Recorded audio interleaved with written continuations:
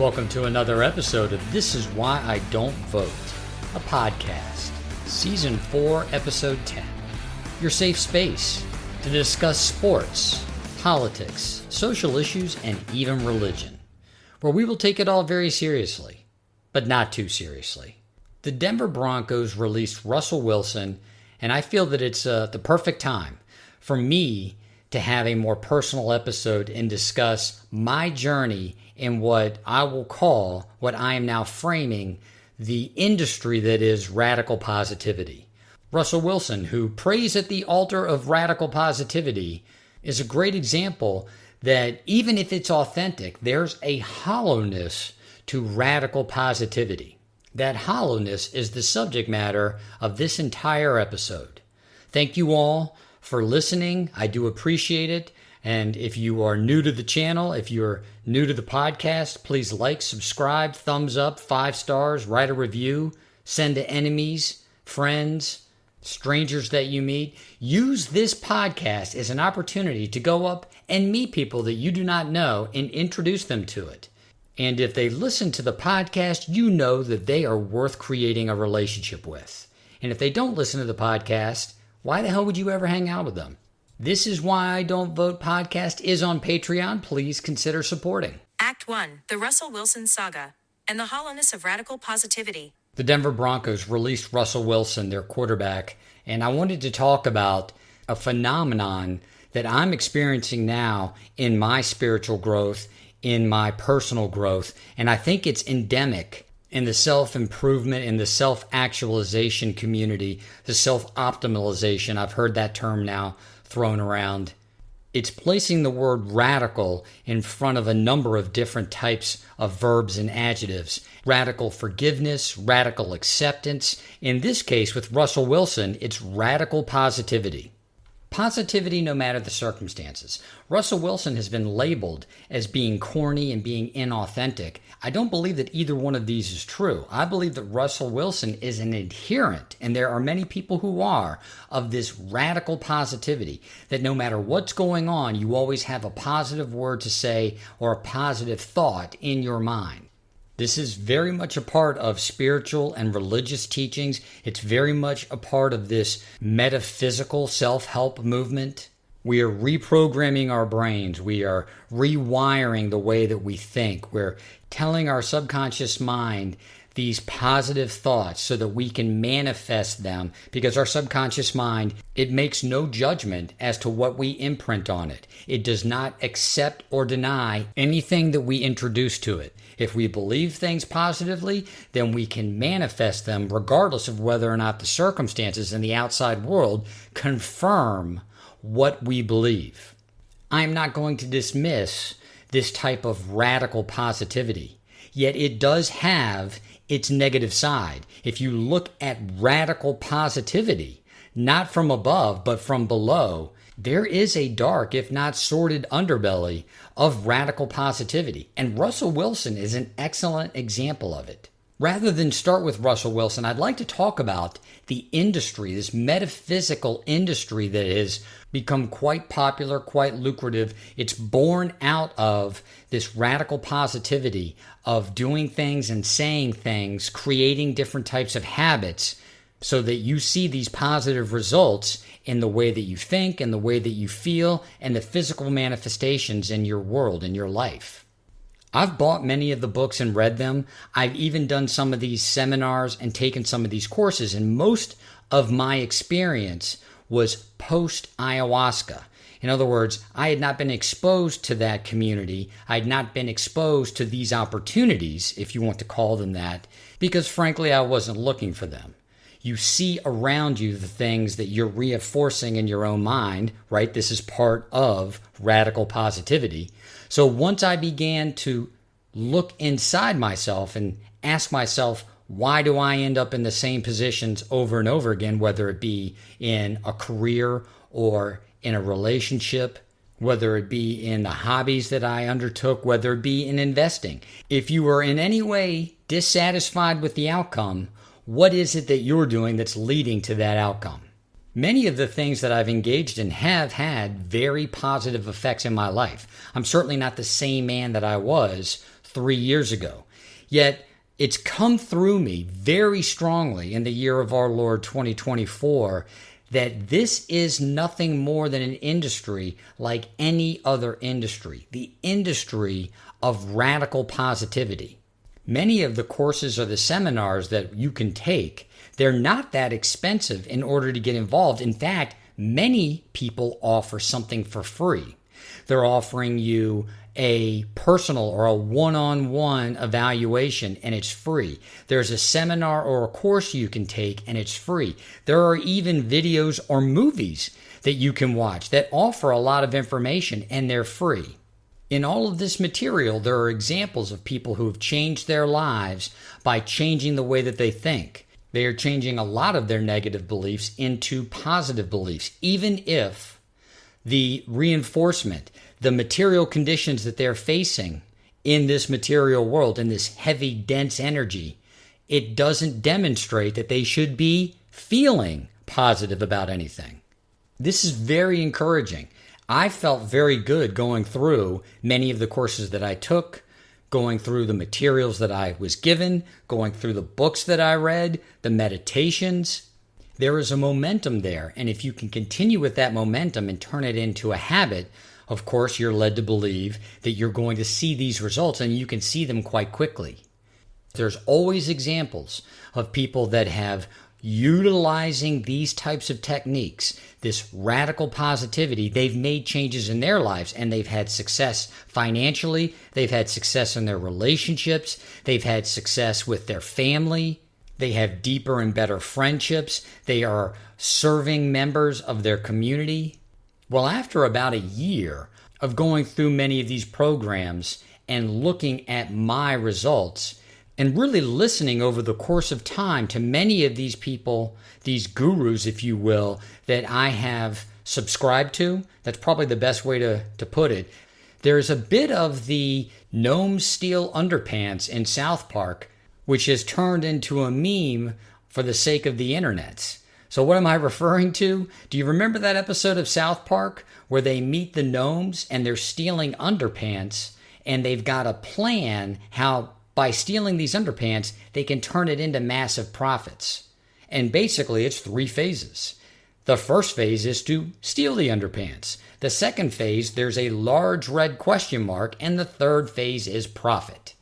What I have realized over the course of probably the last 60 days in examining my New Year's resolutions in light of the framework or the model of this radical positivity is that when you truly listen to many of the people who were cited in these materials as having changed their lives, there's a bit of the gnome stealing underpants as to how they actually did it. Yes, they may have started with changing their mindset, with incorporating positive mantras, yet you never get the details of how that led to any particular or specific business plan or successful business enterprise that turned into these profitable, these lucrative careers, these lucrative relationships. What you quickly ascertain in the business model is that they need to get you in the door, and they do so by giving you something for free. And once you're convinced by the product, they will continue to upsell you on additional products. And there's always an additional product. There's always a new book. There's always another seminar. There's always revised or revolutionized materials. I'm not afraid to admit to you, dear listener, that I didn't see it. That I didn't see it for what it was. Now, I didn't invest tens of thousands of dollars. Only now, though, can I see that in many of these courses, in these seminars, in these books, in these materials, these pamphlets, whatever they may be, there is a constant churn. There's a constant upsell. And the upsell is based on the results that you can achieve. And there are demonstrations of those results by individuals that are, for all intents and purposes, mirroring the South Park meme. You never truly get the keys to the castle. And if those keys did actually unlock something so revolutionary, would those keys need to constantly be changing such that you would need to go in there and get another key, or at least have the key that you are currently in possession of, quote unquote, rekeyed? Radical positivity works to the extent that it works, to the extent that you see in your material world these changes that you have been seeking, that you have been longing for, so that you could be one of those people testifying to the results. At least in my limited experience being a couple of years, what I've noticed is that many of the testimonies are from people who are also trying to sell you something in line with this new metaphysical radical positivity. They have a podcast, and they also have a coaching program. They have a series of videos that they want you to watch, and it only costs you $29.99 a month. I am learning golf. I swing the club at the golf ball. I don't play golf. I won't say that I play golf. I swing the club at the golf ball. When you were learning how to swing the club at the golf ball and you were seeking out content to help you refine your swing, how you can actually make good contact, you get a lot of different feeds trying to sell you things. How can you make your golf swing better? You've got this device. You've got this course you can take. You can watch these videos. You can go to this trainer. Come to this club. Talk to our golf pro. The content, the devices, it never ends. There's always another upsell. It's no different in the business of radical positivity. And unfortunately, I believe that it sucks people in because the changes that you want to see in the material world don't necessarily manifest as quickly as you'd like, if at all. And you believe that because there's so many people testifying to the fact that this works, that you must be doing something wrong. So you need to buy the next thing. You need to reevaluate what you've been doing based on the materials that you've already purchased. And perhaps you need that new key. You need that rekeyed key. Just a couple of more revolutions, and you will get to that equilibrium, that balance, that positive mindset that is constant, that you've been looking for. And I mean to use the word you, because that's how the pitch is framed. And it's done so very cleverly and very delicately. I already have, you want, so you. Rarely do you see we, except for when these people who are pushing this radical positivity, it's talking about where they started. We all feel this. We all want that. And here's what you can do in order to get to that point, which, by implication, the person who's selling these things has already reached. It's a hard reality for me to face that the business of radical positivity is so lucrative that many of the people who are claiming that they've reached this point have done so selling radical positivity. They don't have the results absent selling the radical positivity. Perhaps I'm demanding more out of the things that I give my time and attention, and particularly my money. There aren't a lot of people out there who ran a successful car dealership or had a successful makeup line or created some line of code that revolutionized online sales or the financial industry.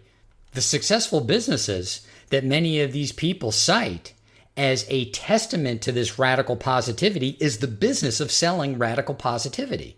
Radical positivity is a commodity, and that commodity, like any other, has a rising and falling market. Radical positivity works and is lucrative until the materialization of that positivity is realized. It actually has to produce real world results. And that is where we get to the Russell Wilson saga. That's where we get to the commoditization of radical positivity and how people can buy into that even if the results don't necessarily support the people who are selling it.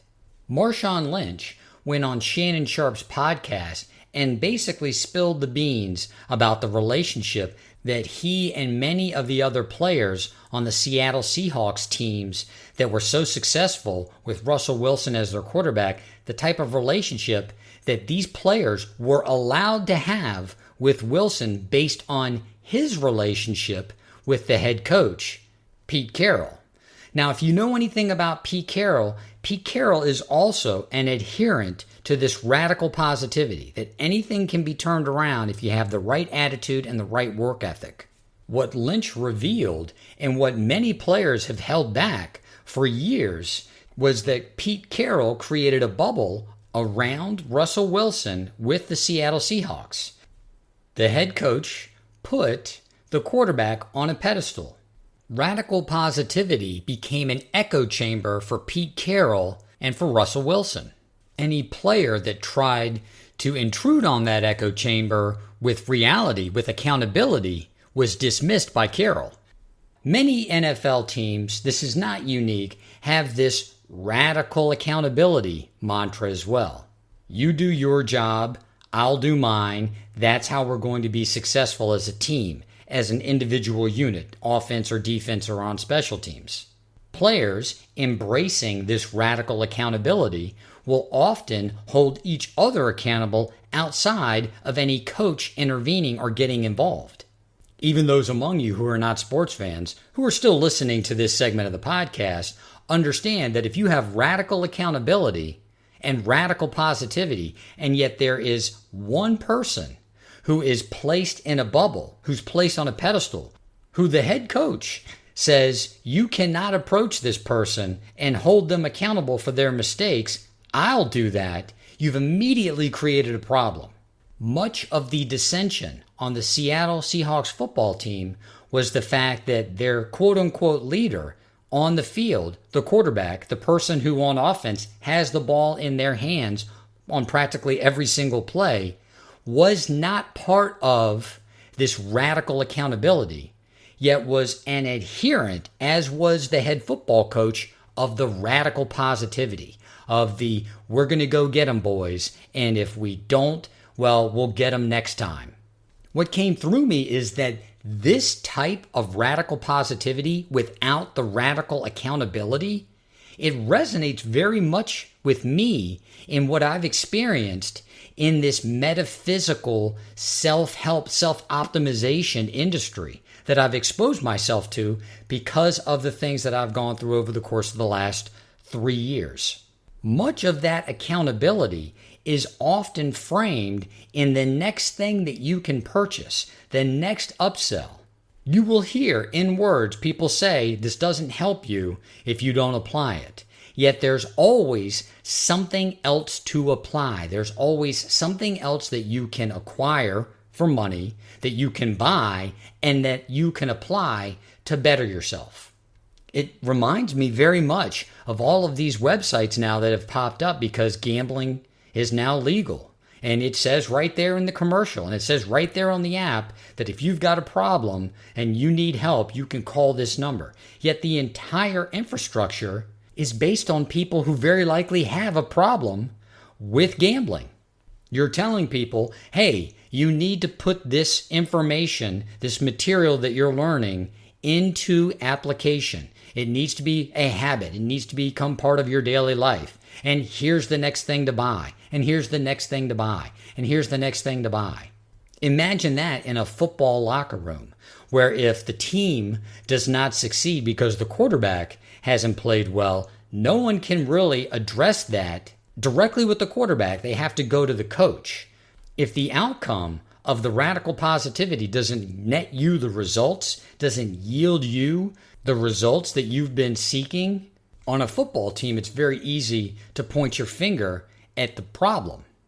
In your life, it's much harder to accept that perhaps the things that you are subscribing to aren't as helpful as you believe them to be, versus you saying, well, I must be doing something wrong. If this isn't working for me and it's worked for so many other people, what am I doing wrong?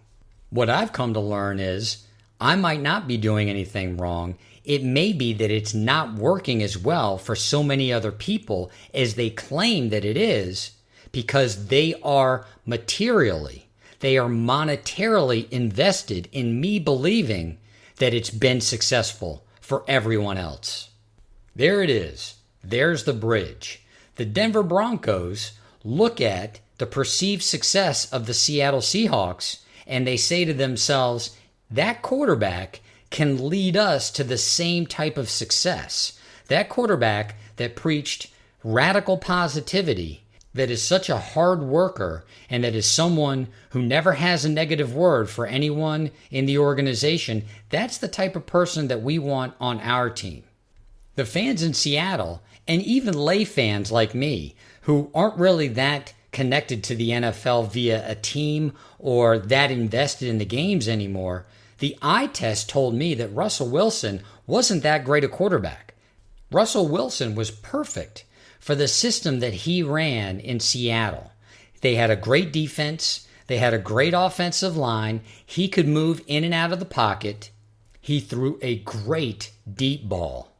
On paper, looks pretty good. Yet the eye test told me he makes enough mistakes. He misses enough reads throughout the course of a game that all of these late game heroics are not Russell Wilson overcoming circumstance. Russell Wilson's late game heroics are Russell Wilson overcoming the circumstances he created. I did a piece on the San Francisco 49ers losing the Super Bowl, comparing Kyle Shanahan to Dan Reeves. The San Francisco 49ers in the Super Bowl against the Kansas City Chiefs, they threw away the third quarter. They were completely ineffective on offense in the Super Bowl for an entire quarter. Many people who've watched Russell Wilson play football know that he'll take the second and third quarter off. Now, I don't mean that literally. The offense would do nothing for a quarter and a half, 2 quarters, and Wilson's teams would have to come back from that in the fourth quarter. The only way that's possible is if you have the type of defense that can limit the other team so that your team not doing anything for a quarter or 2 quarters, well, you aren't that much in the hole. You are down maybe a score or even 2 scores. At least it's surmountable. The Denver Broncos got the real Russell Wilson. They asked him to read the entire field on offense throughout the course of the game. He wasn't capable of doing it. They asked him as a veteran to lead other members of the offense who were younger, who were less experienced. He wasn't able to do it. And in Denver, Wilson lost that veneer, that protective bubble that Pete Carroll had given him, and he was exposed to criticism. And as we saw over the course of the last season, publicly so. Did he handle it well? In a professional sense, he did. He did not come out and argue with anyone or get on Twitter or Instagram or whatever the hell else social media the players would go on these days. He kept everything pretty quiet. Did he respond well on the field? No, he did not. The criticism clearly weighed on him on his performance. All of this is to say that there is an emptiness to this radical positivity. Nothing sums that up more than as Marshawn Lynch is walking off the field after Russell Wilson throws the interception to the Patriots in Super Bowl 49. Lynch on that play, according to his own testimony, if you will, according to his own story, he was running a flat route. So he was running out in the flat. He didn't know that Wilson had thrown that interception until he looked back at his own sideline and he saw the deflation. And as he was walking off the field, Russell Wilson was jogging back to the sideline and said, "We'll get him next time." According to Marshawn Lynch, who I accept as a very credible source of this information, Russell Wilson, after having thrown an interception to lose the Super Bowl, jogged off the field and said, "We'll get him next time." As we all know, there was no next time for that team. And as it appears, there is no next time for Russell Wilson. His star has lost its luster. The Broncos are going to eat $120 million in guaranteed money. $80 million is going to be applied to the salary cap.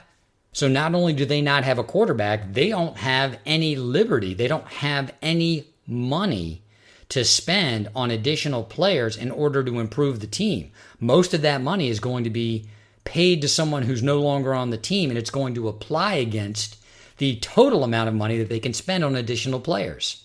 Do I still say a number of different positive mantras every day? Yes, I do. Am I still optimistic about the future of my life, about the trajectory that it's taking? Yes, I am. Am I wiser about the industry that has popped up surrounding radical positivity and this metaphysical approach to how you can improve your life? Yes, I am. Positivity and a positive outlook has its place in each and every one of our lives. What I hope to impart to you, dear listener, is that positivity can be radicalized. Like anything else in your life can be radicalized, and it becomes less of an attribute and more of a detriment. And it leads us in looking at what's external in our lives to these people who are commoditizing positivity. We become susceptible to this positivity marketplace. And after having been a trader in that marketplace for close to 2 years, I can tell you that there isn't a pot of gold at the end of that rainbow. Yes, we can change our circumstances. The secret and the goal is to be happy right now, where you are. If you can feel happy right now, you can attract additional happiness into your life. When you start to attach to that positivity an outcome, an expectation, particularly a monetary outcome or a monetary expectation, you can set yourself up for disappointment, and that disappointment can lead you back into wanting to buy something else in order to achieve that radical positivity and then achieve that physical manifestation, that monetary goal. Thankfully, unlike the Denver Broncos, it didn't cost me $126 million in order to figure that out. This is Why Don't Vote, a podcast.